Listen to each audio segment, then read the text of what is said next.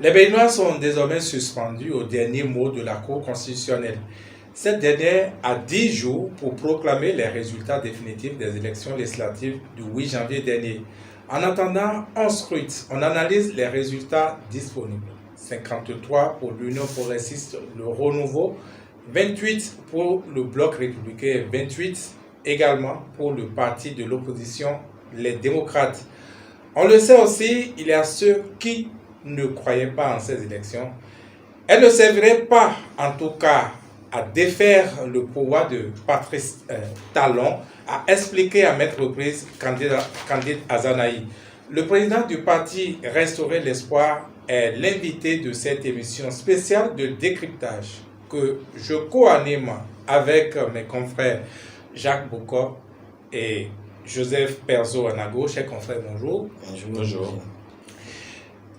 L'invité, c'est donc Candide Azanaï. À vous, Jacques Boucault. Alors, président Candide Azanaï, au finish, le 8 janvier 2023, les Béninois sont allés aux urnes et les institutions de la République, à savoir la Sénat et la Cour constitutionnelle, ont donné les résultats. La première question que je m'en vais vous poser tout de suite, c'est quels sont vos sentiments ou quelle impression vous avez par rapport à ces résultats-là? Écoutez, je voudrais d'abord saluer vos téléspectateurs, vos auditeurs, tous ceux qui vous écoutent, qui sont friands de vos analyses, de vos questions, et ceux qui sont intéressés aussi par mes analyses et puis mes points de vue, et aussi mes prises de position, qui sont toujours dans l'intérêt général. Alors, vous avez dit que les Béninois sont allés aux urnes. Les Béninois ne sont pas allés aux urnes. D'abord, une élection s'analyse à travers les chiffres d'abord, et à travers le peuple, et aussi à travers les débats en jeu, l'enjeu, et puis enfin à travers aussi les personnes lorsqu'il s'agit d'élections de renouvellement du personnel politique dans telle ou telle institution. Alors, si vous prenez l'impression générale par rapport au peuple, chiffres officiels, entre griffes, sinon j'allais dire chiffres du dictateur, les populations ne sont pas sorties. Ça, c'est pas moi. Dans certaines zones, c'est à 19%, dans certaines zones, c'est 13%, dans certaines zones, ça ne franchit pas la barre des 40%. Et puis, vous savez, tel que l'institution Sénat est monochrome, monocolore, et puis une institution totalement exclusive, à la botte, donc de monopole organisationnel, comme j'ai l'habitude de le dire, que vous constatez, on peut dire sur la base des chiffres que, le peuple béninois est dégoûté, n'a pas donné caution, et voilà ce qu'on peut dire avec les chiffres. Maintenant, si on voit les suffrages exprimés, leur diffusion à l'intérieur, on voit aussi que ça ne correspond à rien, à aucun objectif. Et que c'était un gâchis du point de vue conceptuel, stratégique et tactique pour les forces qui sont contre ce pouvoir de se prêter à ce jeu qui, au finish, n'a fait que cautionner, donner. C'est un gâchis. Mon impression est une impression de gâchis. Mais j'ai une satisfaction qu'il y a des éléments d'espoir à travers le comportement de ce peuple. Et c'est à ce peuple que revient le mérite d'avoir asséné à cette dictature un échec, un désaveu flagrant hors les urnes. Voilà ce que je peux dire. Alors, vous dites que les populations ne sont pas allées aux urnes au regard c'est les chiffres. Des chiffres. Est-ce qu'on doit mettre cela à votre actif aussi? Puisque avant les élections, vous avez fait une tournée pour passer un message aux populations. Est-ce qu'à l'arrivée, on doit dire que vous avez raison? Non, je ne suis pas un homme qui cherche à avoir raison. Mon profil moral, éthique et politique, je ne suis pas un homme qui cherche à avoir raison. Je suis un homme qui pose les principes comme base, comme asymptote, comme idéal, et qui demande aux gens qui agissent de regarder les principes posés. Et par rapport à ça, je n'ai pas à dire c'est ci, c'est ça. D'abord, je ne suis pas le seul à être dans cette posture de décrypter, de dire, d'analyser que ces élections ne valent rien. C'est un piège du dictateur. Je ne suis pas le seul. Je ne vais pas appeler des noms, mais il y a plein dans la population. Le Parti communiste, par exemple? Plein dans la classe politique sont pleins à avoir la même chose que moi. Ceux qui ne sont pas compromis, qui ne sont pas des félons, qui ne sont pas des traîtres, ceux qui ne cherchent pas leur intérêt personnel, doivent savoir que ces élections ne règlent aucun problème et ne peuvent régler aucun problème par rapport, je vous ai dit tout à l'heure, la lecture, nous n'avons rien inventé, il y a la science politique. Quand on fait une élection, on a 3 grilles d'analyse. Le peuple, par rapport au peuple, le peuple a rejeté. Le suffrage est là. Officiellement, on vous dit 60 et quelques %, mais c'est faux. Hein. Nous avons décrypté. Le peuple ne sait pas. Deuxième chose, par rapport au discours, quel est le débat pour comprendre que ce n'est pas moi, c'est le peuple. Le débat était, il y a une dictature, nous devons mettre fin à la dictature, rétablir l'état de droit. Il y a des lois scélérates, nous devons mettre fin à ces lois scélérates. Il y a par exemple des citoyens béninois qui sont persécutés et que nous savons que la raison est politique.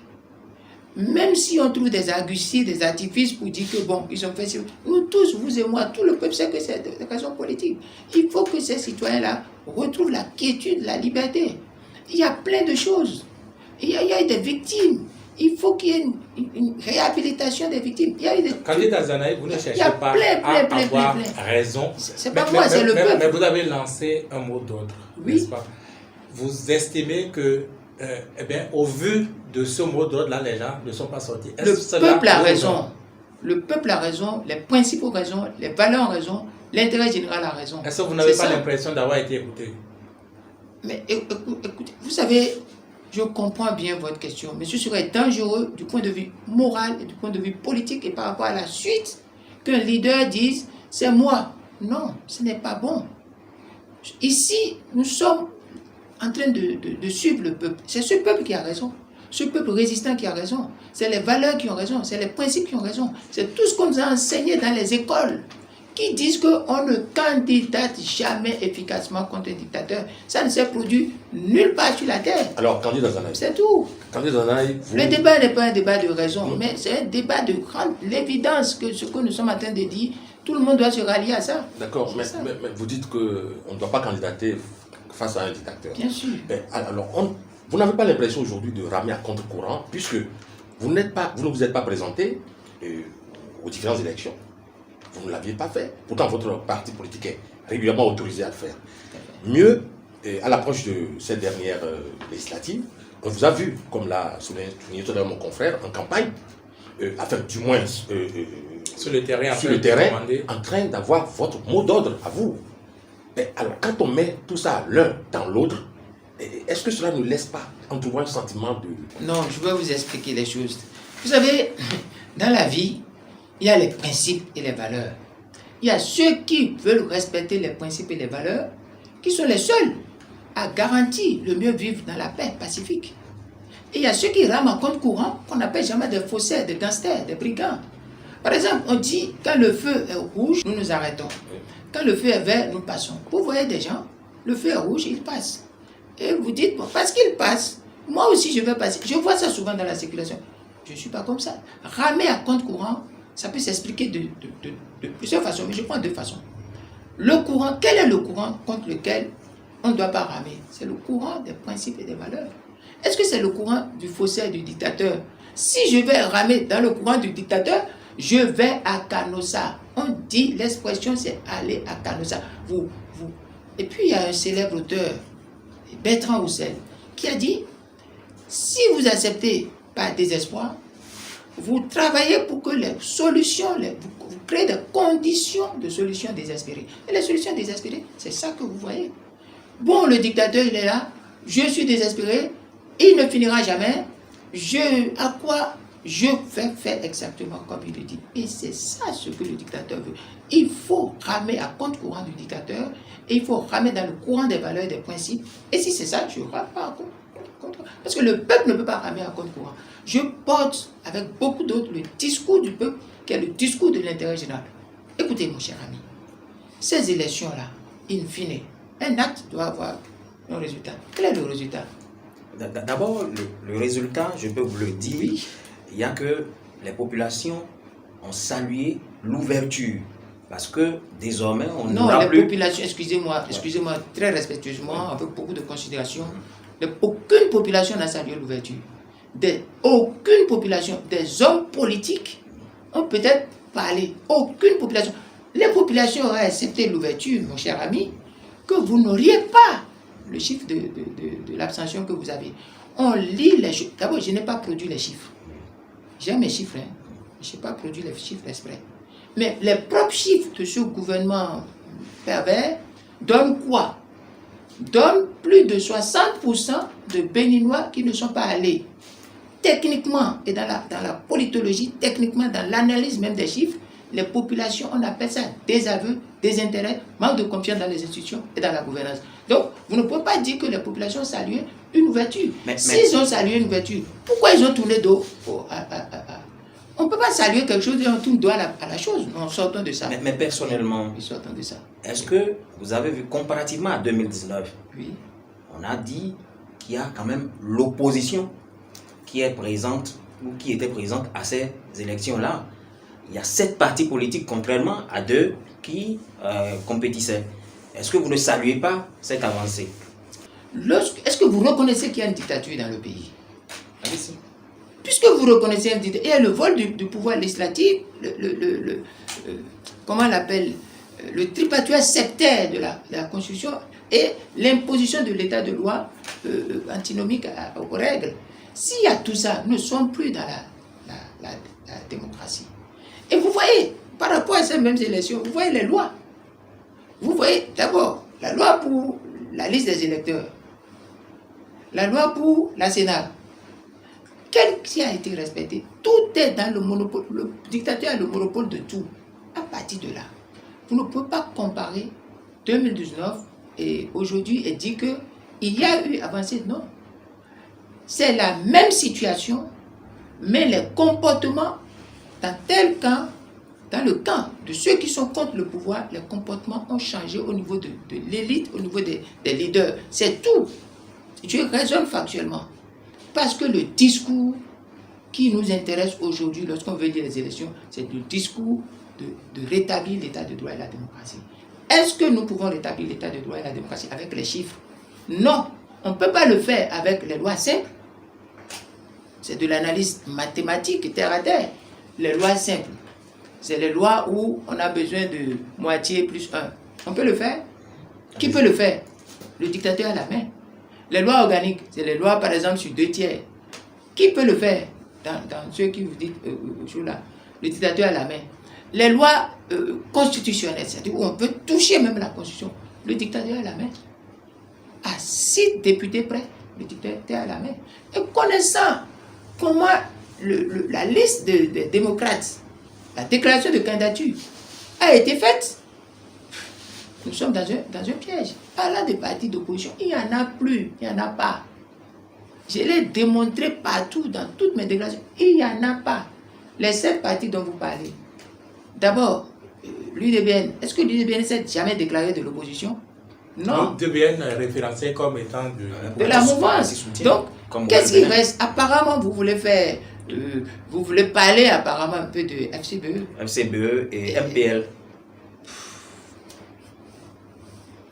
Ça me fait tellement rire que, d'abord, il y a des structures qui sont des structures de faire-valoir. Je l'ai dit partout. Des structures de faire-valoir qui, n'en parlons même pas. Il n'y a pas, mon cher ami, un seul parti politique d'opposition. Certains pensent que les démocrates, c'est un parti d'opposition. Mais c'est un parti de compromission. Et lorsque vous faites de la compromission avec le dictateur, vous rentrez dans les escarcelles du dictateur, vous faites les démocrates font de la sous-traitance de la dictature. Demandez à Yahya Boni. Pourtant, candidat Azanaï, les démocrates, c'est eux qui s'en sont sortis de tous les 3 partis de l'opposition avec 28 sièges. Allez en amont. Ils en sont sortis parce que la dictature a parrainé leur présence.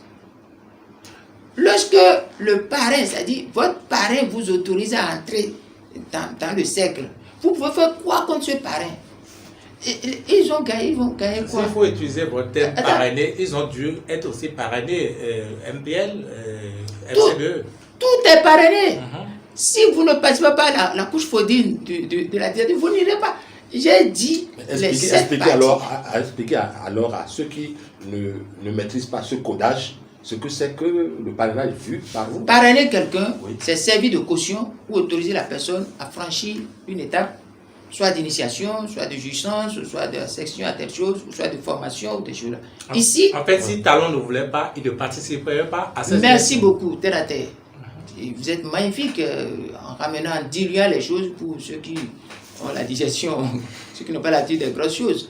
C'est ça. Si Patrice Talon, le pouvoir de la rupture, le système en place, pour être plus précis, si le système en place n'acceptait pas, ne voulait pas que les démocrates aillent, ils n'iront pas. Et ça s'est passé en amont. Questionner le rôle de Yahya Boni, le rôle de certains autres que je ne peux pas. C'est lequel? C'est quoi le rôle? Nous sommes ici sur un terrain de compromission. C'est la compromission. C'est tellement terre à terre que vous posez les questions pour que ceux qui le comprennent pas comprennent. Est-ce que quelqu'un qui est allé à la compromission, oui, à la publication des résultats, peut revendiquer? C'est de la comédie. Vous savez, vous n'êtes pas des hommes politiques. C'est pour ça que, je ne sais pas si c'est Mérimée qui a dit ça, je ne sais pas quel auteur a dit ça. La politique fait partie un peu de comédie.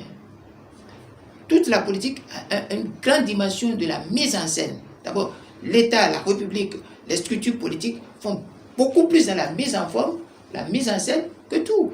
Et nous sommes dans de la comédie. Parce que je vais vous poser une question. Ceux qui disent qu'ils vont revendiquer, ils vont revendiquer devant quelle institution? La Cour constitutionnelle qui leur a donné raison ou qui les a repêchés. Qui les a repêchés? Je vous dis, nous sommes dans de la comédie. Il n'y a pas, ne perdons même pas notre temps sur cette affaire. Les démocrates savent pertinemment qu'ils sont en train de vendre de l'illusion, de rêve aux populations. Parce que, et il y a même j'ai vu des acteurs. Non, il n'y a rien là. C'est de la compromission pure et simple. Tout ce que les gens font des déclarations, c'est de la comédie. Parce que quoi? Ils ont vendu du rêve pour pouvoir gérer des intérêts particuliers. J'ai dit dans une émission que face à un dictateur, il faut faire attention à deux types d'intérêts. L'intérêt général et l'intérêt particulier. Si vous allez voir le dictateur pour poser au moment où vous voulez revendiquer l'intérêt général, dans la lutte de l'intérêt général, si vous commettez l'erreur de positionner, de soumettre au dictateur les intérêts particuliers, vous êtes foutus. Et ils sont dans l'intérêt particulier. Parce qu'ils auront des députés qui iront à l'Assemblée pour prendre de l'argent, des fonctionnaires qui prennent de l'argent, qui ont accepté d'être cooptés en avant, non pas désignés par le peuple. Parce qu'on a vu, on dit, bon, allez-y. Et puis c'est tout. Ils prendront de l'argent. Je vous dis tout à l'heure, qu'est-ce qu'ils peuvent faire sur une loi ordinaire, basique? Les lois ordinaires. À l'Assemblée. À l'Assemblée, qu'est-ce qu'ils peuvent faire? Rien, zéro. Et le chiffre 28, ce n'est pas au hasard. Dites-nous. Moi, je vous ai dit, quand je faisais les analyses avant et sur le terrain, j'ai dit, ils seront situés entre 25 et 30. Maxi. Et que ce chiffre-là, c'est exprès. C'est de l'illusion. C'est des miroirs à oiseaux. C'est tout. Donc, parce que si vous prenez 109, vous divisez 109 par 4 par exemple, vous avez 27 et quelques. D'accord? Donc, dans cette assemblée-là, le dictateur est 3 fois supérieur à cette personne. Donc, cette personne ne peut pas réagir sur des lois ordinaires, réagir sur des lois organiques, en majorité qualifiée, réagir sur des lois constitutionnelles parce que les 27, 28 là sont frileux. Donc, à quoi bon avoir fait tout ça? Oui, mais candidat Azanaï, Ça ne donne rien. est-ce qu'il n'est pas possible qu'il y ait aussi de mouvements vers les démocrates, c'est-à-dire que des députés de la mouvance aujourd'hui puissent migrer demain vers la minorité, les démocrates? Au regard de l'enjeu. Vous savez, parfois, quand j'enseignais, j'ai vu des élèves qui, après le bac, viennent dire, bon, et si j'avais 7 ans en anglais, et je complétais, j'aurais 10, et si j'avais, bon, en sport, je vais bien courir, et si j'avais 16, multiplié par 1, ça fait 2, j'aurais 6. Sortons de ça. Posons quand on est conducteur de masse, conducteur de peuple, on passe sur du tangible. Aujourd'hui, le monde a évolué. Et nous pouvons tout modéliser. Il y a des logiciels de modélisation du comportement social. Prenons ces éléments-là, les paramètres que nous avons là. Mettons ça. Un dictateur. Vous mettez. Et vous dites, les lois. La case des lois, c'est pour lui. La case des institutions, c'est pour lui. La case du dispositif humain, c'est pour lui. La case de celui qui est pour lui, c'est un dictateur. Et la case des autres, vous mettez dedans. Vous paramétrez pour vous. Ils n'auront rien. Est-ce que vous ne surestimez pas Patrice Talon? Je me surestime. Est-ce que Patrice Talon, en fin de législature ou en fin de mandat, n'est pas différent de Patrice Talon de 2016 où il avait 10 ans, n'est-ce pas, de pouvoir et où il avait la possibilité de drainer le monde politique vers lui. Est-ce que ce n'est pas différent? Il n'est pas en fait de mandat ici, il ne faut pas reconsidérer les analyses. Vous savez, je ne peux pas contester votre vue. Mais moi, je ne joue pas au casino. Quand je parle de la politique, je ne veux pas jouer au casino. Je ne veux pas jouer au jeu de hasard. Je prends les paramètres, je dis, voilà les paramètres qui sont là. Après de ces paramètres-là, je pose les hypothèses. Est-ce que quelqu'un a gagné par les élections? Dans le système monopolistique organisationnel de ces élections, quelqu'un a gagné dans la vie, sur la terre que vous avez vue. On peut vous donner le cas de la Gambie tout de même. Non, c'est jamais. Voilà, j'ai vu des gens, quand je donnais une conférence sur des cas de ce genre, j'ai vu des gens parler de Yahya Jammeh. Mais non, les lois ont été changées, le dispositif a été changé, Yahya Jammeh est complètement affaibli. Et en amont, dans son parlement, il y avait une opposition dans son parlement. Donc, comparaison n'a pas raison. Quelqu'un m'a donné un cas de Botswana ou de Malawi ou d'un pays. J'ai dit, mais ce n'est pas les mêmes choses. Quelqu'un m'a donné le cas de la Côte d'Ivoire. J'ai dit, mais ce n'est pas les mêmes choses. Ici, le Parlement, en amont, est un Parlement monocolore. On a créé deux partis. Patrice Talon, c'est-à-dire celui qui est au pouvoir a deux partis. Les deux partis ont fait toutes les lois, ont désigné la composition de toutes les institutions. Alors qu'en amont, quand nous on sortait de la conférence nationale, le Parlement est la source à partir duquel on diffuse et les lois, et le personnel, et tout. Prenez la RAC, le Conseil économique et social, même le gouvernement, le Parlement a sa source dedans. Mais ici, on coupe ça et on fait des lois. On dit venez dedans. Mais et les gens disent oui, vous savez de quoi ils sont fatigués, ces messieurs? Dites-le. Aucun d'eux, pas autant qu'ils sont, de Yahya Soglo de si, ils savent que j'ai raison. Mais la lassitude, vous savez, la lassitude, pour beaucoup, c'est la fin. C'est-à-dire, ils ne peuvent plus. J'ai vu des gens danser lorsque les premières tendances de là sont venues. Ils dansaient pour l'intérêt général. Ces personnes devaient pleurer. Parce qu'il n'y aura rien. Prenez les chiffres. Je vous ai dit les chiffres. Est-ce que vous pouvez contester à partir des chiffres ce que j'ai dit? Non. Candidat Zanani, oui. on a l'impression oui. que c'est à votre niveau seulement que je trouve la raison. Mieux, je voudrais étayer mes propos par ceci.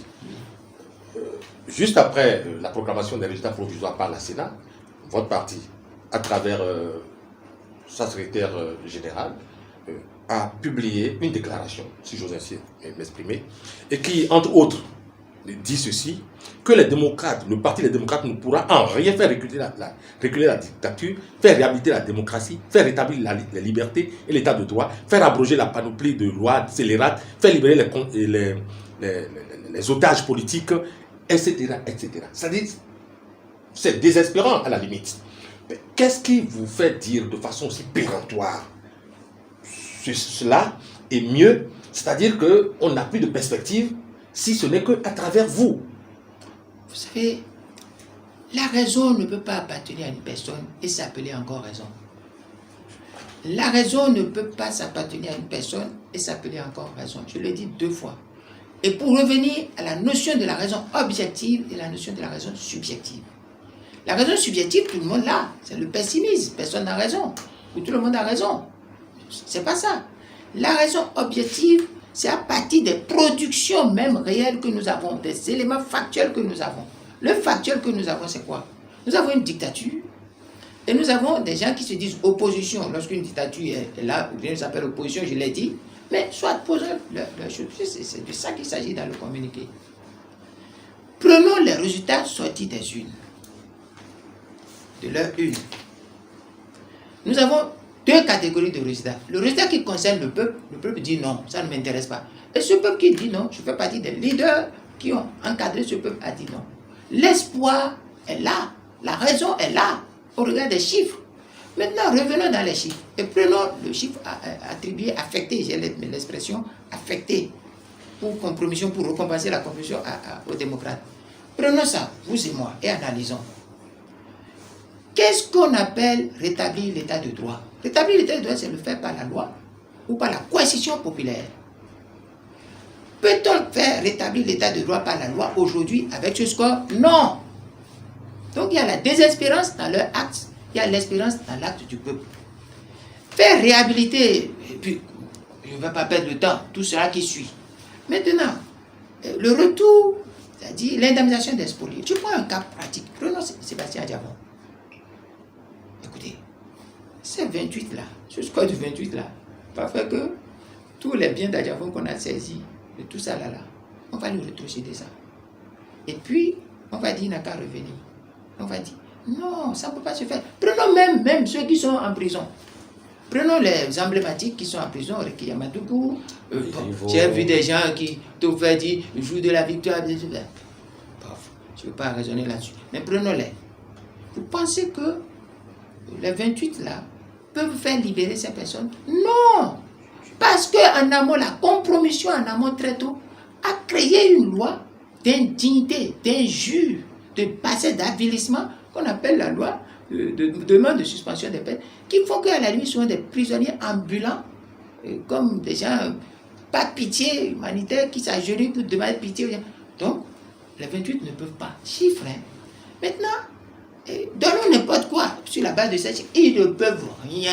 C'est pourquoi je salue. Mais l'hémicycle, c'est le lieu des négociations. De quelle négociation? Vous savez, on négocie lorsqu'il y a des rapports de force. Le faible qui dit qu'il négocie avec le fort ne négocie rien. Vous avez 28 et vous avez 81. Et vous dites que 28 veut négocier avec 81. C'est la volonté de 81 qui va passer. C'est ça. Et la seule issue qui est là, c'est la volonté des plus de 60% qui sont la volonté populaire qui va contraindre tout le monde à rentrer dans le schéma de la volonté populaire. Et vous dites, Kandé Dazanaï, qu'on est arrivé à tout ça par la compromission. Vous y êtes revenu plusieurs fois. Bien Quand sûr. vous parlez de compromission, est-ce une compromission active, c'est-à-dire les gens s'y sont adonnés en toute conscience, ou c'est inconscient simplement? Écoutez, je vous prends au mot. Si je dis qu'ils ont agi inconsciemment, ils ne sont pas des leaders. Dans tout, on vous dit, on ne peut pas conduire un peuple par hasard, par inconscience. On ne peut pas construire une victoire, on ne gagne pas par hasard. Il y a un Chinois qui a dit, je ne sais pas, qui dit, si vous gagnez par hasard, vous n'avez pas gagné. Il faut gagner, il faut construire la victoire. On ne gagne pas par désespoir. Non. Ici, là, ce dont nous sommes en train de parler, si vous dites que ce n'est pas inconscience, alors c'est une calamité. Mais c'est pas conscience. Vous êtes plus informé quand même, vous savez tout ce qui se passe. Écoutez, ce n'est pas conscience. Et la conscience de ces gens-là, c'est de tromper et aller s'asseoir pour prendre de l'argent. 3 millions par mois et manger, c'est tout. Ils ne sont pas des bêtes. Mais ça, c'est du désespoir. Est-ce que c'est le désespoir qui les a amenés à ça? Ce n'est pas le désespoir qui les a amenés, c'est l'opportunité. Vous savez, je vais revenir à quelque chose que je ne voulais pas, mais je vais vous expliquer. Tout le monde sait dans ce pays, et Patrice Talon et les gens de la rupture savent qu'ils sont vomis par le peuple. Et le peuple même sait qu'ils sont vomis. D'abord, le peuple dit, je vous rejette. Et c'est les chiffres du dictateur, hein. Je vous rejette à plus de 60%, donc le peuple n'est pas dedans. Je vous aurais donné une petite raison, si ce jour-là, la participation à ces élections dépassait 50%. Or, dans un jeu si c'était même un référendum, si ces élections étaient un référendum, le peuple dit, je ne veux pas. Voilà terre à terre pour vous dire. Donc, sortons ça. Maintenant, ceux-là qui ont agi comme ça, le peuple les a rejetés. Le peuple rejette les démocrates. Le score exprimé hors les unes par le peuple est un désaveu, un rejet, une sanction aux démocrates avant d'être une sanction aux dictateurs. Puisque ce peuple, en 2019, connaît le dictateur. Le dictateur ne fait plus ce peuple. Ce peuple ne connaît ce dictateur et s'en fout. Et sait comment ce peuple va s'organiser. Mais ce résultat-là, celui que le peuple a sanctionné, c'est les leaders des démocrates qui ont vendu du vent. Leurs propos, ils ont dit, nous allons libérer le peuple avec ces élections. Est-ce qu'ils peuvent le faire? Non. Qui est sorti renforcé de ces élections? Est-ce les démocrates ou est-ce le dictateur? C'est le dictateur qui est sorti renforcé. Ce que vous appelez démocrate là, c'est seulement 28 iront s'asseoir là. Chaque mois, ils prendront de l'argent et à chaque sujet là, ils vont parler, ils vont papoter, ils vont crier. Mais est-ce qu'ils vont faire, est-ce que c'est différent de ce qu'ils avaient fait 7e législature?, est-ce que la 7e n'est déjà pas meilleure à la 8e? Je je vais vous dire quelque chose. Et c'est dangereux, à mon humble avis, de comparer des choses mauvaises. Il n'y a pas de gradation, il n'y a pas de choix entre les vices. Le vice est mauvais et le vice est le vice. Moi, c'est ce qu'on m'a enseigné. On m'a enseigné qu'il n'y a pas de vice bon. Parce que lorsque le vice devient bon, il n'est plus vice. Vous voulez comparer deux calamités et vous voulez que moi, je choisisse entre deux calamités, une calamité. On quitte le monocolore déjà pour au moins 2 couleurs. Non, c'est de la face. Mais écoutez, quel est le but le but qu'on recherche? Je ne veux pas aussi aller sur les histoires d'un philosophe sinistre que je n'aime pas du tout, pour dire la fin justifie les moyens. Je ne veux pas dire ça.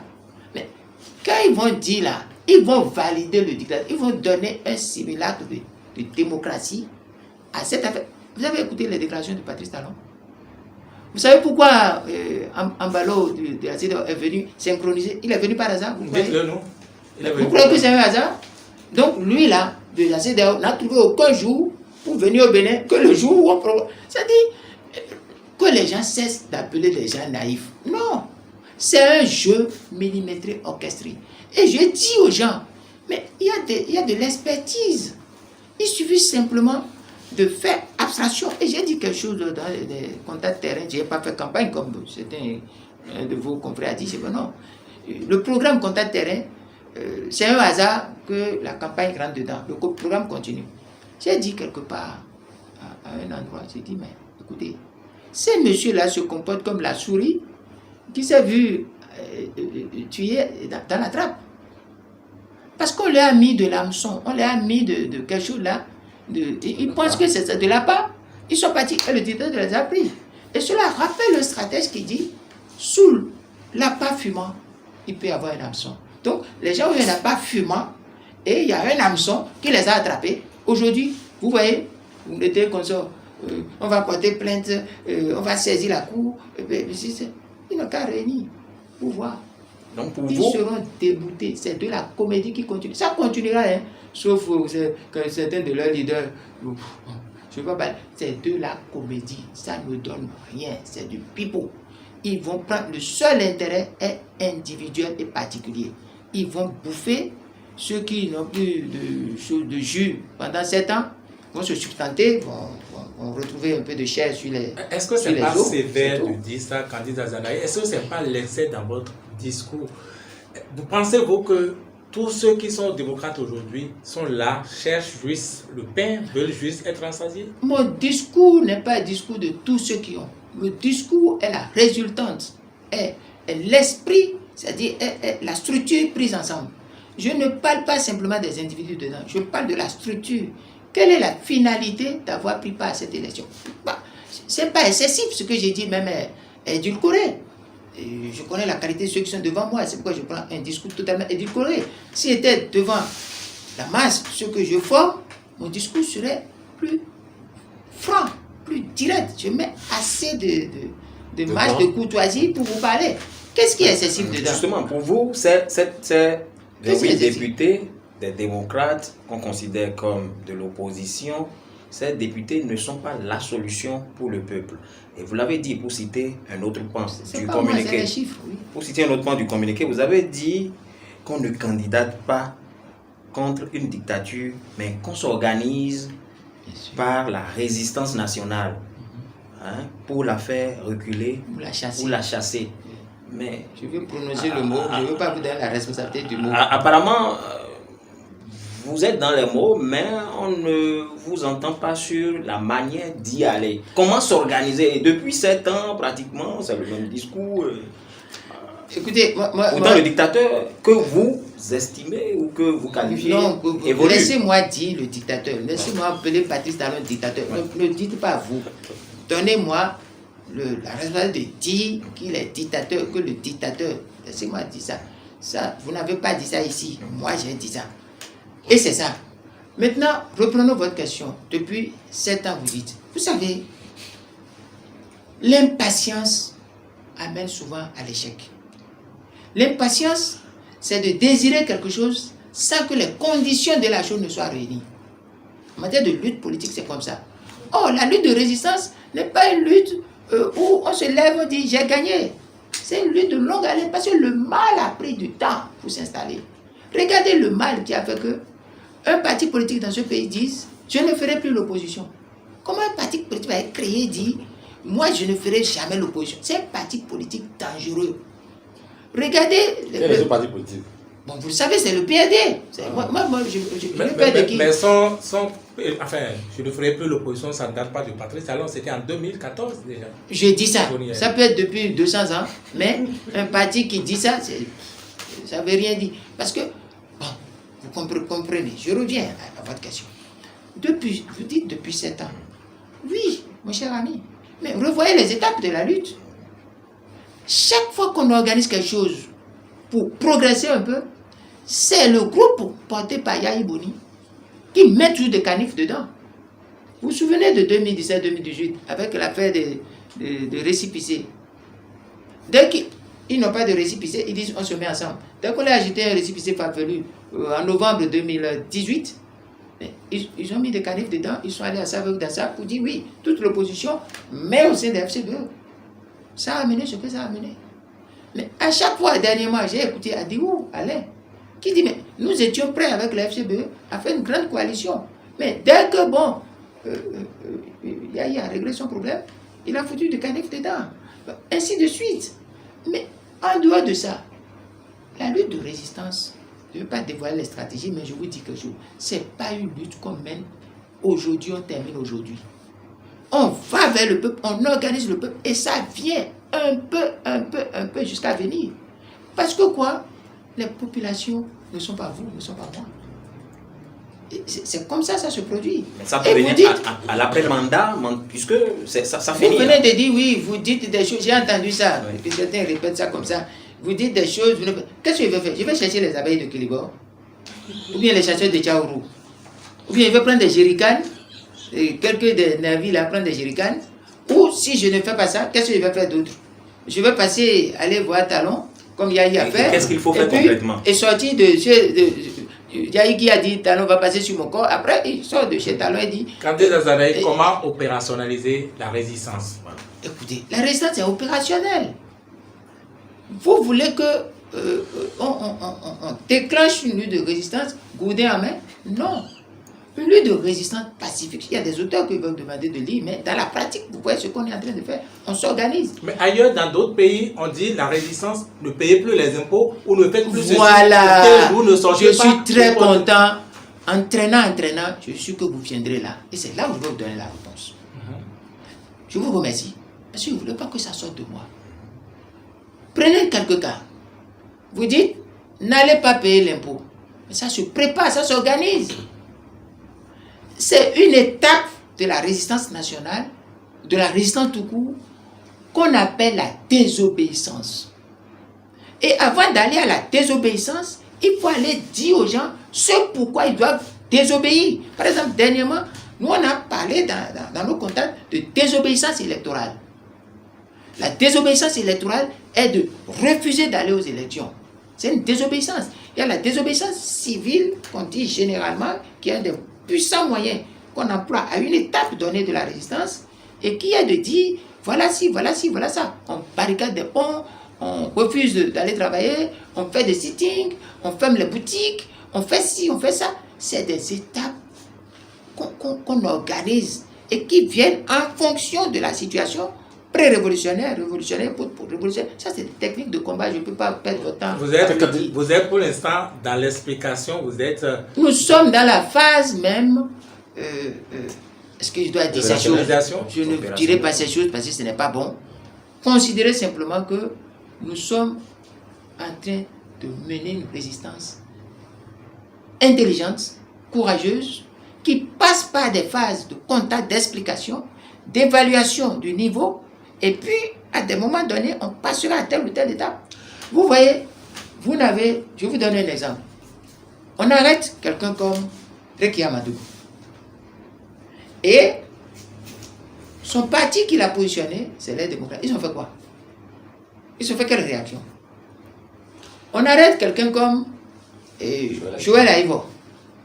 Vous voyez, le fond, là, le front de réhabilitation, de restauration de la démocratie. Où sont passés les responsables aujourd'hui? Les responsables sont où? Même le président du front, les gens, vous voyez, c'est le danger ça. Pour y aller plus loin, je vous donne 2 cas dans le monde. Vous voyez l'assaut sur la place de Tiananmen. Vous voyez comment ça a été maté? Est-ce qu'il y a eu de suite après? Jamais. Vous prenez le cas avec les Serbes. Vous avez vu comment ça a marché? Après combien d'années? Vous savez, le monde a tout produit, mon cher ami. Vous ne pouvez pas donner des mots d'ordre si vous n'avez pas organisé des gens pour non seulement suivre les mots d'ordre, pour organiser les mots d'ordre. Est-ce que vous avez la politique de vos moyens par rapport à ça? Je n'ai pas compris. Ou les moyens de votre politique, pardon. Les Oui, moyens de votre politique. Vous mettez moyens dans. Oui, D'accord. parce que Moi, pour avoir les les moyens- résultats, il faut avoir... Mais nous avons des résultats dernièrement. Mais Nous maintenant, avons des au plan résultats. humain, si vous voulez, candidat Zanaï, on a l'impression que vous êtes seul, trop seul aujourd'hui pour cette résistance. Non, écoutez, il y a la notion d'être esselé qu'il faut aussi relativiser. Si vous êtes avec des gens qui peuvent compromettre, retarder la lutte, faire tuer la lutte, faire échec à la lutte, vous n'êtes pas accompagné. Vous êtes avec des traîtres. Regardez avec quelle facilité les gens ont rejoint Patrice Talon. Et au moment où ces gens-là, on était ensemble, c'est des gens qui me traitaient, moi, de top et de plan B. Vous parlez des démocrates? Des démocrates aussi, pas de... Qu'est-ce qu'on appelle même des démocrates? Les démocrates, c'était les ramassis venant de tout mais venons-en. ces choses-là. Candidat Zanaï, venons-en président au niveau des démocrates. C'est tout au moins 500 000 de nos compatriotes qui sont derrière. 500 000 personnes. Parce que pour faire de la résistance, vous ne serez pas seul. Une Irlandaise ne saurait faire à un seul le printemps, dit-on. Mais alors, aujourd'hui, allez-vous conjuguer à néant tout ce beau monde, 500 000 Béninois, et considérer que ce parti-là n'existe pas? Mais écoutez, je vais vous répondre. Oui, tout à fait. Premièrement, je n'ai jamais dit que ça n'existe pas. Mais j'ai dit qu'ils sont dans l'erreur, dans l'errance, ils sont dans la désillusion. La preuve, depuis le vote jusqu'à aujourd'hui, si vous demandez aux gens qui sont allés, qu'on a berné dans ça, beaucoup regrettent déjà, y compris parmi les leaders. Mais vous dites de relativiser. Mais les plus de 60% là, ça fait près de 4 millions.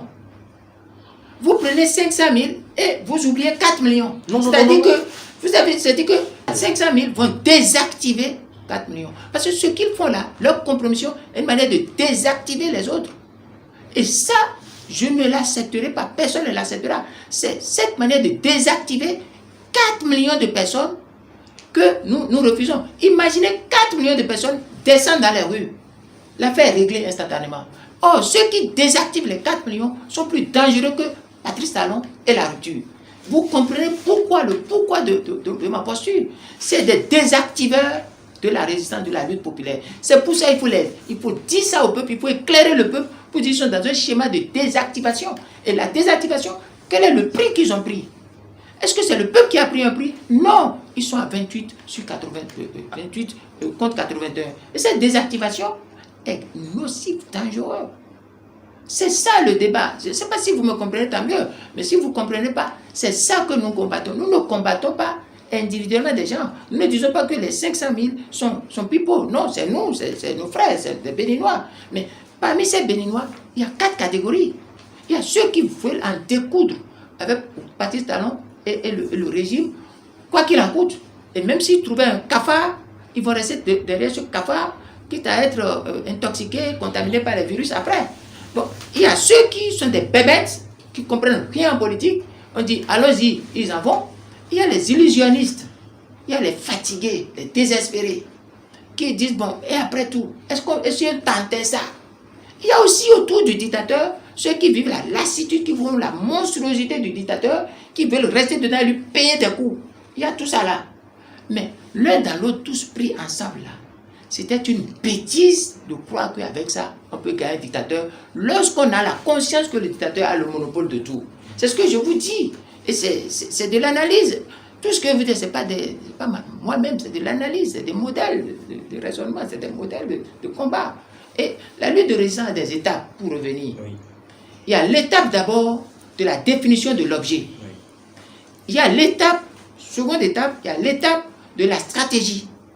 Il y a l'étape de l'organisation tactique, méthodologique, il y a l'étape de la définition de l'intendance, les moyens pour faire face, et il y a l'étape de la définition de la composition du comité de pilotage, et il y a l'étape du choix du casting des figures qui peuvent conduire une lutte de résistance. Et il y a des étapes qu'on fait. Nelson Mandela ne s'est pas autoproclamé et désigné. Quand il était en prison, les gens voulaient désigner un autre. C'est dans ces calculs-là qu'on a vu que telle figure peut faire l'affaire. Et les figures qui font l'affaire, s'il vous plaît, ce n'est pas des figures qu'on peut prendre facilement d'un terroriste, en prenant qui blanchit de l'argent, et qui fait de la drogue, et qui gère mal le microcrédit, et qui, après avoir eu des problèmes à la mairie, passant par le papa, fuit, bon, et puis pour aller. C'est pas ça. Mais maintenant, nous parlons du peuple, nous ne parlons pas des États. Vous savez, moi, il y a des intérêts particuliers. À partir des étapes que vous avez énumérées, nous sommes à quelle étape? Je ne veux pas vous le dire. Parce que pourquoi je vais vous le dire? Pourquoi je vais dire à l'adversaire ce que je fais? Je ne peux pas le dire. C'est ce que les gens disent. Mais je suis pas dompteur d'abeilles. Non, moi je raisonne. Je ne suis pas obscurantiste. Mais vous ne pouvez pas y arriver. La résistance, c'est d'abord la résistance, pas le peuple, la résistance du peuple. Du peuple? Non. Mais je n'ai pas compris votre question. Oui, mais vous ne pouvez pas y arriver en ne déclinant pas, n'est-ce pas, la résistance, où on en est comme Jacques Bocco. Le peuple n'est pas dans notre salon ici. Le peuple n'est pas dans ce qu'on Mais le peuple, vous parlez au peuple. Je parle au peuple, mais je ne peux pas parler. Les intermédiaires du peuple. Oui, mais le peuple n'est pas ici. Nous parlons entre nous, mais je ne peux pas parler à l'adversaire. On parle pas entre nous, on est en train de faire une émission. Pourquoi un entraîneur, excusez-moi du peu, bon, mais je reviens. Pourquoi un entraîneur, pour faire les réglages du match, va appeler les coachs, les experts et les enquêteurs des équipes adverses pour dire voilà, moi je veux jouer comme ça, et quand l'autre est chaud là, voilà ce qu'il veut faire, après il va faire comme ça. Pourquoi vous voulez que je dise ça? Mais je ne peux pas. Ce que je vous dis là, je vous considère comme des intellectuels, c'est pourquoi je vous ai dit ces étapes. Et ces étapes s'organisent, c'est pas avec des mauviettes. Les mauviettes ici, c'est pas les baraquets. Les mauviettes dans le cerveau. C'est des gens qui savent de quoi ils parlent et qui ont déjà fait la balance entre l'intérêt personnel et l'intérêt général, qui ont pris la décision souveraine de sacrifier les intérêts personnels au nom de l'intérêt général. C'est ce que je fais. Je ne suis pas riche, je n'ai rien. D'abord, j'ai démissionné, j'ai sacrifié des choses. Et chaque jour que Dieu fait, en refusant d'aller à Canossa, en refusant de prêter caution à ce qui est pervers, qui n'est pas droit, je fais des sacrifices, je fais des privations, sur tous les plans. Donc maintenant, je ne peux pas vous dire, et voilà comme ça on fait ci, voilà comme ça on fait ci. Mais si je disais ça, il reste quoi? Troisième point de votre communiqué, du parti Restaurer l'espoir au lendemain de la publication des résultats par la Commission électorale nationale autonome, vous exigez le dialogue, ça c'est un autre point du communiqué, le dialogue national inclusif, pour permettre à la nation de se réconcilier avec elle-même pour un meilleur vivre ensemble dans la paix. Oui. Est-ce que vous croyez à ce dialogue? Qui va permettre ce dialogue? Alors qu'il y a un dialogue qui a été organisé en 2018. Je peux répondre? Allez-y. Ce qui est organisé en 2018 n'est pas un dialogue, on appelle ça dans le jargon technique politique un monologue injonctif. Parce que le dialogue politique, personne ne vient avec ses idées et ne reçoit avec ses idées. Il n'y a pas d'injonction. Et j'ai la secrétaire générale du parti, qui est un enseignant et qui a fait un bel article sur le dialogue. Le dialogue exige en amont la décrispation. La décrispation. Quand vous annoncez un dialogue, si c'est inclusif, il faut la décrispation pour que tout le monde puisse venir. Regardez, les gens vont aux élections. Mais ça a commencé par la libération des détenus. De quels détenus? Ceux qui sont dans les prisons au plan national. C'est des otages, ce n'est pas des détenus politiques, c'est des otages. Vous savez, écoutez, c'est le niveau de notre peuple qui fait que le dictateur rentre dedans comme du couteau dans du beurre sur le zénith. Vous savez, c'est des otages. J'ai entendu des gens pour dire, mais libérez les gens et puis tout est fini. Donc, ils rentrent dans le jeu de Patrice Talon. J'arrête, je commets des forfaits, j'arrête des gens et je joue sur la psychologie, je torture les gens. Les gens disent, oh, libérez-moi, libérez-moi. Et on dit, bon, si je vous libère, vous n'allez plus parler de rien. On dit, oui. Et on libère et la dictature continue. C'est ça, la loi sur la suspension des peines. Vous allez demander, et aussi longtemps que le dictateur, là, il vous gère. Donc, c'est ce que nous sommes en train de dire, mon cher ami. Le dialogue national inclusif, vous allez faire attention. Nous n'avons pas de dialogue politique. Nous n'avons pas de dialogue national inclusif. Ce dialogue-là, en amont, il doit y avoir la décrispation. Et quand il y a la décrispation, il doit y avoir un comité paritaire de préparation des dialogues. Ce n'est pas le dictateur qui va organiser. Non. Un comité paritaire. Le dictateur va dire ses doléances. Le peuple aussi va dire ses doléances. Le peuple dans sa diversité. Ceux qui sont en prison, ceux qui sont à l'exil. Parce que si on ne faisait pas ça, Talon lui-même n'a pas de paix, n'a pas de quiétude. Parce qu'il ne peut pas être fort continuellement. Il arrivera des moments où il sera faible, soit par son pouvoir, soit par sa santé, soit par la nature.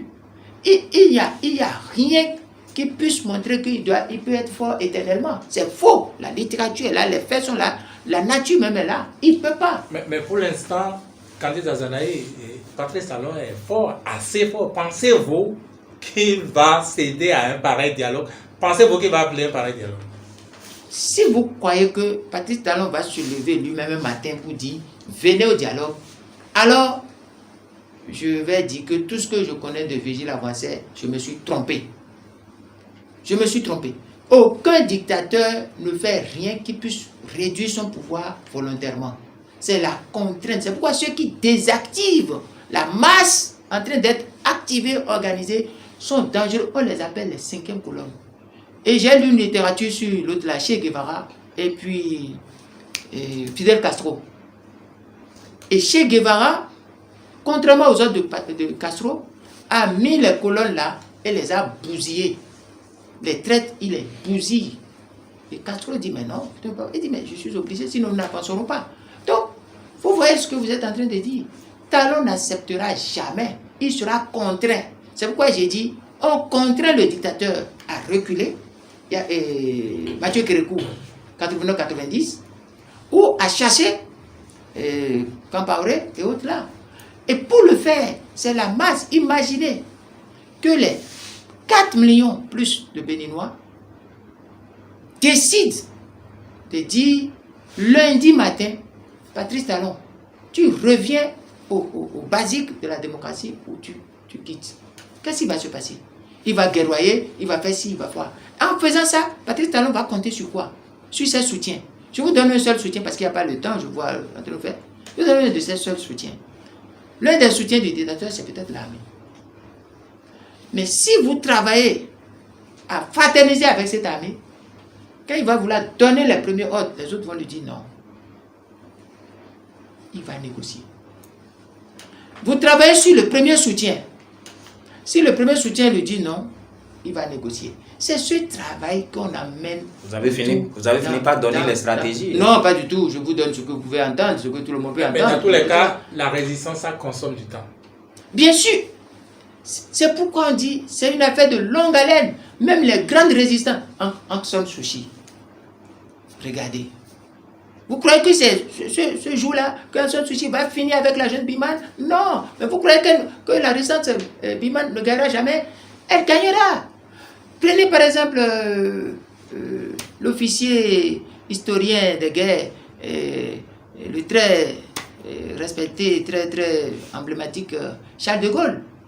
Quand il a engagé cette résistance, c'est pas la même mesure, hein, ici nous sommes en train de faire, nous sommes en train de faire quelque chose de gamin, hein, nous n'arrivons même pas à faire.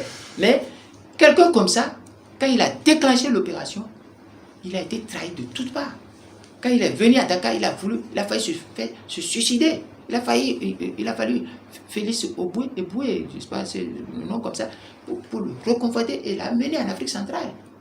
Il a été abandonné par tout le monde, même par les groupes financiers, les groupes d'affaires, les hommes d'affaires. Au point où les premiers ralliements derrière De Gaulle ont commencé après la victoire de la Corse. C'est pour ça que quand le temps de la reconstruction est venu, De Gaulle, assis, il voyait les grandes sociétés, je ne veux pas appeler les noms, mais que vous connaissez, les Peugeot, les Renault, les autres, là, il voyait, il dit, mais vous étiez où? La question, vous étiez où? Montre que la lutte peut prendre des proportions totalement de désespérance. Mais il faut continuer. Il faut continuer parce qu'il y a les résultats là donnent 4 millions qui ont dit nous ne voulons pas. Et parmi les 40%, les 2 millions avoisinant 1 million et quelques, moi j'arrondis les chiffres, mais tout n'est pas d'accord avec le dictateur. Parmi même ceux qui ont été élus, chiffres du dictateur, tout n'est pas... C'est pour ça qu'il faut aller. Il faut aller, il faut continuer. Il ne faut pas voir la trahison, la désespérance de certaines personnes, parce que c'est fini. Je ne sais pas si je me suis fait comprendre, mais c'est trop court. Oui. Mais rassurez-vous, j'aurai de grandes séances avec la masse. C'est évident, c'est évident, Voilà. parce que nous allons conclure cet entretien. Mais j'aimerais quand même vous demander, y a-t-il des perspectives heureuses quand vous parlez de dialogue? Et en même temps, vous trouvez que certains partis qui se réclament de l'opposition n'en sont nullement pas de l'opposition. Alors, quelles sont les perspectives pour que cette résistance que vous clamez autant puisse se revigorer? Parce que vous n'allez quand même pas faire cette lutte seul. Il y a ceux qui sont à l'Assemblée aujourd'hui, qui se réclament de l'opposition, les démocrates pour ne pas les citer, sont aussi des fils de ce pays, avec derrière, quoi qu'on dise, les 500 000 Béninois qui les ont suivis. Qu'est-ce que vous pensez en faire pour conclure cet entretien? Et quelles sont les perspectives? Je vais vous dire quelque chose. L'essentiel pour une lutte de résistance, ce n'est pas d'organiser seulement le peuple. Ce n'est pas seulement d'organiser les résistants. C'est de déstabiliser le camp du mal, le camp qui fait le mal. Et ça passe par la pertinence et la qualité des actions que vous menez. Parce qu'autour du dictateur, il y a une lutte d'influence terrible. Il y a des règlements de compte. Il faut miser là-dessus. C'est pour ça qu'on doit faire l'inventaire de divers compartiments. Quand vous prenez les démocrates dont vous parlez, parmi les 28 là, il y a des gens de qualité qui comprennent ce que je suis en train de dire, avec qui je parle, et qui ont compris, je parle, et je ne vais pas donner leur nom. Mais il y a des cancres qui sont dedans et qu'il faut estiper, il faut exposer, et sur lesquels il faut faire la pression. Vous savez, la composition plurielle de cette... Il y a des choses que je ne peux pas dire. Autre chose que vous dites, parce que vous me demandez de faire chose là. La notion d'être esselé, je l'ai expliqué. C'est le peuple. Si au sortir de ces parodies électorales, il y avait plus de 50% qui sont allés aux urnes, votre question aurait sa justification. Mais lorsque vous voyez la classe politique là, vous dites que je suis seul. En quoi je suis seul? Il y a beaucoup de gens qui ont rendu possible ce boycott. C'est pas moi seul. Non, je disais, ma question était assez claire. Je disais, vos anciens camarades, enfin, si je m'exprime ainsi, de la résistance. Ils sont allés à Canossa. Mon cher ami. Ils ne reviendront plus. On ne ferme pas la porte. Mais on ne ferme pas la porte, mais on met une discipline, on met un canevas. On refuse maintenant qu'on vienne s'asseoir devant nous pour parler des affaires personnelles et privées. C'est exclu. Alors, Candice Azanaï, oui. Des gens sur la scène politique qui tiennent un discours qui se rapproche du vôtre, les communistes par exemple. Y a-t-il une passerelle entre les deux résistances? Sont-ils déjà une résistance, eux? Écoutez, moi je ne suis pas du parti communiste. Je ne peux pas au cours d'un entretien parler, apostropher le parti communiste dans un sens, dans un autre. Je ne le ferai pas. Ce que je sais, c'est que je vois des productions intellectuelles de qualité qui viennent et qui sont étayées par des analyses de gens matures et qui illustrent bien la position, par exemple, des Sont-ils de la communistes. résistance, selon vous? Mais il y a la résistance et la résistance nationale. Toute personne qui s'oppose à une dictature résiste. Mais la formalisation et là on parle de resserrement des reins, ça se fait graduellement. Je vous ai dit, De Gaulle, il y a eu la réunion, l'entente de la résistance nationale, de la résistance extérieure au niveau de la lutte de résistance menée par Charles de Gaulle. C'est pas fait en 39, ni en 40, ni en 41. Il faut attendre la victoire, la première victoire au niveau de la Corse, pour que les gens voient que c'est possible, avant que les gens ne viennent. Parce que combien de personnes peuvent se mettre devant tout de suite? Donc, voilà un peu, moi c'est ce que j'ai à vous répondre. Je ne sais pas si j'ai répondu. Si je peux me permettre une dernière question. Oui. Quand on suit un peu le chef de l'État ces derniers temps, on a l'impression qu'il pose des pas vers la pacification du climat. Il reçoit des gens, il a reçu l'ancien chef de l'État, ou les anciens chefs de l'État, Nicéphore Soglo, Yahi Boni. Et si, avant 2026, il vous faisait appel, est-ce que vous irez échanger avec lui, ne serait-ce que pour vous entendre sur certains points? Moi, je l'ai dit, les gens peuvent, les gens parfois ont peur. Ceux qui me visitent ou parlent avec moi, quand ils sont autour de lui, ils ont peur de dire ils ont vu Azanaï, sauf quelques rares personnes. Mais je n'ai pas de problème personnel particulier avec Patrice Talon. Vous savez, peut-être que c'est une déformation. On m'a enseigné qu'à l'intérieur d'une nation, les citoyens ne peuvent pas être des ennemis. Donc, la notion d'ennemi fonctionne en politique comme une notion principale, comme un présupposé de la politique comme essence. Mais pris sous cet angle, il a un adversaire politique. Il a un adversaire politique parce que sur ce qu'il pose comme action politique, gouvernance à la nation, il place les principes sur lesquels la nation tout entière s'est entendue à la conférence nationale. On n'a plus fait une réunion de toute la nation pour dire nous changeons de paradigme. En cela, il fait de l'exercice solitaire du pouvoir personnel et je dois le combattre sur ça. Maintenant, s'il appelait en catimini, ça ne m'intéresse pas. S'il appelait sur des problèmes personnels, ça ne m'intéresse pas parce que je n'en ai pas. Talon m'appelle, on veut discuter de quoi? Problème personnel, je n'en ai pas. Donc, je me prive, je n'ai presque besoin de rien. C'est parce que je ne veux pas être sale que je pointe ces choses-là. Sinon, si c'était permis, vous savez, deux philosophes sont mes amis. Sénèque, pour les principes et autres là, et Diogène, pour le courage pédagogique, et la pédagogie brutale, brute, pour dire aux gens, mais c'est pas ça. Et je vous dis, s'il m'appelait pour dire quoi? D'abord, vous dites qu'il va m'appeler, il va me dire quoi? Comme il a appelé Soglo, comme il a appelé Yahi, c'est ce qu'il disait. Voilà. Ah, comme ça? Ouais. Vous savez pourquoi, quand Yahi est parti là-bas, vous savez ce qu'ils ont discuté? Non. Il a appelé peut-être parce qu'ils avaient eu le PVI, ils avaient des problèmes de tentatives d'empoisonnement et de tout ça là. Ils avaient eu des affaires à gérer. Moi, je n'ai pas eu de contrat. Mais vous avez démissionné également. Vous avez été son ministre. J'ai démissionné parce que nous ne partageons plus les mêmes points de vue. Je pouvais rester dedans et puis... D'abord, je vais poser une question. Si je restais dans le gouvernement de Patrice jusqu'à aujourd'hui là, où serait le tort? Mais il peut vous appeler pour que vous voyez ensemble comment organiser le dialogue national inclusif. Si c'est ça, mais c'est pour l'intérêt général. Voilà. Au nom de quoi? Je viens d'une ethnie, et d'un milieu, je viens d'Abomey, où on dit, c'est même pas ça. Et aussi Kimbo. Mais toi, on tourne dans une PA. C'est pas bon de dire, à fond, mes enfants m'ont toujours refusé ça. La querelle, les dissensions ne peuvent pas vous amener à laisser pousser des herbes, à laisser délabrer la maison, à laisser partir en lambeaux la nation. Donc, si c'est au nom de la nation qu'on appelle un fils de la nation, le fils de la nation va écouter. Mais si c'est pour dire, pour qu'à la fin je me comporte comme Yahi, ou me comporte comme Soglo, ou je me comporte comme ceci là, je ne ferai pas.